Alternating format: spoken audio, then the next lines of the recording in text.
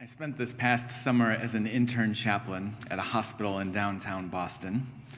So for 11 weeks, I spent my days knocking on hospital room doors, initiating conversations with patients and their families. Now, people have a lot of very different ideas about what it is exactly a chaplain does. In fact, on the medical charts for the hospital, the computer even lists 51 different things that we can do, 51 official chaplain medical interventions. And I learned that the moment I stepped into the door, everyone did have a different story about what I was there for. And early on, in particular, that would often define our interactions in very specific ways. Some people were so grateful to see me. And some people were so disappointed to see me. Some people were so nervous or so relieved. The list of initial emotions went on and on. It was a vivid illustration that the way people interacted with me had nothing to do with me and everything to do with the stories they had about me. And I had wondered about this before I started, these first impressions. Before I started working at the hospital this summer, I had never had a job anything like this. I'd barely had a job. And while some novice chaplains are reasonably nervous about what it will be like to sit with people on the very worst days of their lives, or how to try and comfort someone in the depths of grief, my own anxiety took the form of obsessively worrying about fashion. I fussed and I fretted about clothing. I wondered and I worried about what I was going to wear. And I particularly struggled with this question that someone asked me: what will you wear that will be appropriate if you suddenly find yourself at something like a funeral, but won't feel like a funeral just arrived every time you enter the room? We interns did receive an email before the whole program started with tips on what to wear. Thank goodness. I was so glad when this email arrived in my inbox. But when I read through it, all of the different chaplains from different religious traditions dressed so differently. The only thing they seemed to have in common was that everybody wore a fanny pack. I immediately bought a fanny pack. And then I continued to worry. I got two, actually, just so I would be safe.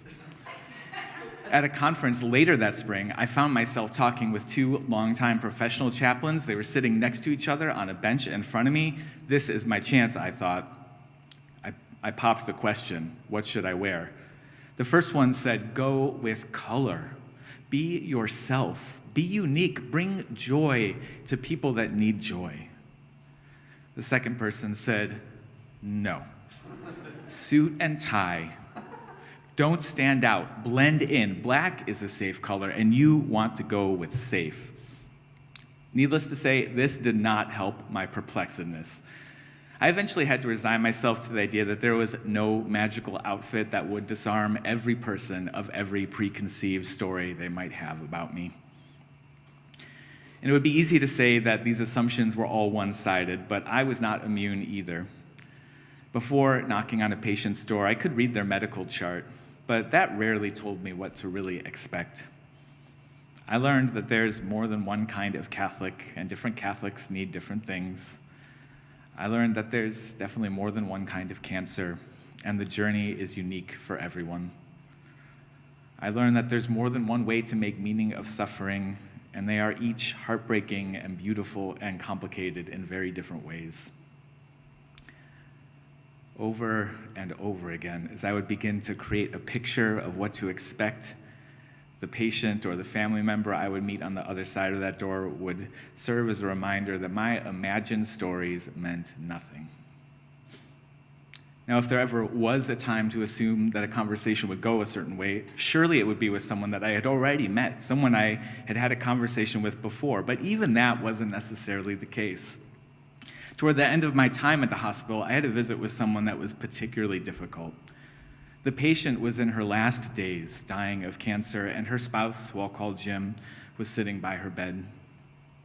Now, Jim had ideas about God that I did not agree with, which happened all the time, but in this case, I thought the religious stories he was holding on to were keeping him from being present with his spouse in these precious hours. So I was frustrated with the conversation, and the next morning I knocked on the door of my supervisor.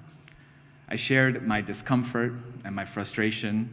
I complained about all the things that I wish Jim had done differently. And then I complained about all the things I wished I had done differently. She suggested that I go back and do the visit again, but she cautioned me, don't try to redo yesterday's conversation. Go back there today and do today's conversation. If his spouse's illness is continuing to progress, she might be in a very different place, and he might be in a different place as well. So go back, she said, but go back with curiosity for today, not expectations from yesterday. Friends, if you have ever tried to repeat an old script, even when the situation was new, you know the wisdom and perhaps you know the challenge of this advice. But that next day, things were different. At first, Jim seemed to want to have the same exact conversation we'd had the day before, but I tried to stay curious, and after a while, things did begin to shift. And then we spoke about how he wanted to be present with his partner in these days, and he held her hand, and he played music for her, and he shared tender goodbyes.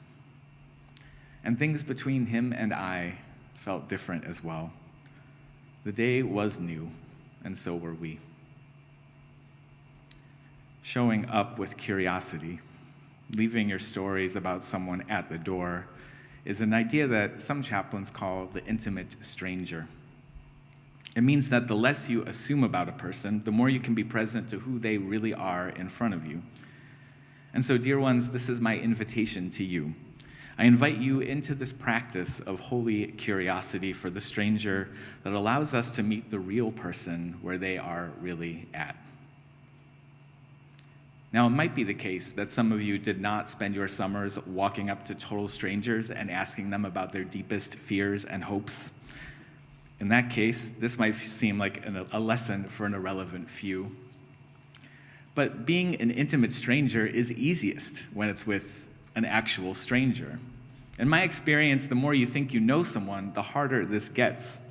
And in fact, the week after this internship ended, I was spending some time with family, finally getting a rest from an arduous and challenging summer. But I remember turning to my partner at one point and saying, How is it that I spent all summer learning to stay open and be curious and be a non-anxious presence in the most difficult situations? But as soon as I have one conversation with my family about where we should go to dinner, I lose my GD mind.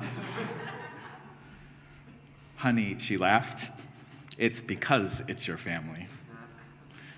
I've noticed very similarly that when I get most frustrated with close friends in my life, it's almost inevitably because I start using what we call absolutist language. I start to have these imaginary conversations with them that begin with words like, you always, or why don't you ever? These words are the sound of unholy anti-curiosity. These aren't words that describe a person, they're words that describe a story we have about a person.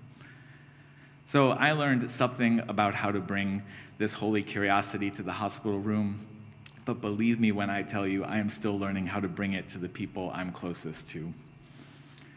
This is my second invitation to you, to show up as the intimate stranger for the people you know well. Go back to your partner or your colleague or your family, and instead of trying to redo yesterday's conversation, do today's conversation.